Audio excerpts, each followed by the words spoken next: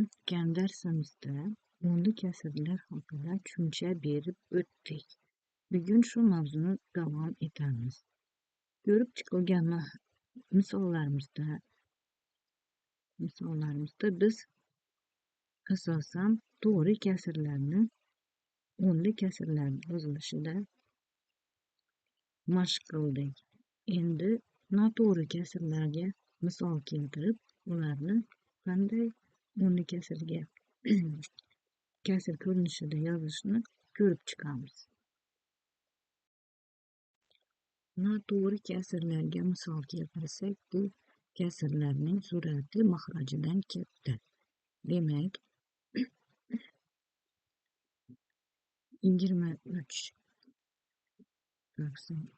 10dan 23 10dan 17 100dan 357 mana 3 ta misol keltirdik.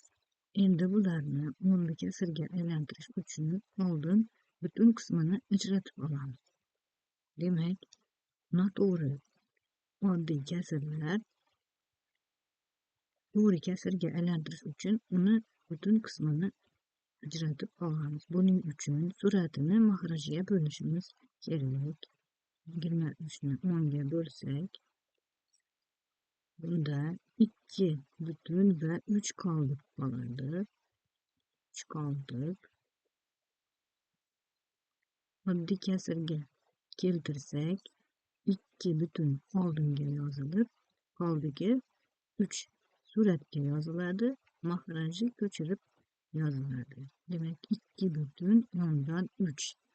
Endi kasr qismiga qarasak, buni o'nli kasr ko'rinishida yozishni bilamiz. O'tgan mavzuga ko'rib chiqilgan misollarga yana qaytsak, demak, o'nli kasr ko'rinishida yozilganda bu son 2 butun qismi virgulda ajratiladi. Kasr qismi esa virguldan keyin yoziladi. Demak, mahrajida bitta 0, virguldan keyin bitta raqam 3. 2 butun 10dan 3. Keyingi misolimiz 10dan 17. Demak, noto'g'ri kasrni parallel son ko'rinishiga keltiramiz. Ya'ni 17 ni 10 ga bo'lib butun qismini oldiga yozamiz. Qolgan ulushini suratga yozib, mahrajini ko'chirib yozamiz. Endi o'nli kasr ko'rinishiga keltiramiz. Ya'ni butun qismini virgul bilan ajratib, kasr qismini virguldan keyin yozamiz. 1 butun 10dan 7.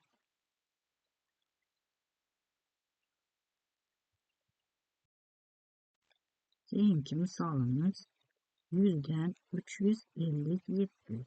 Demak, noto'g'ri kasr butun qismini ajratib olamiz. 3 butun 100dan 57. Endi o'nli kasr ko'rinishida yozamiz. Ya'ni 3 butun 100dan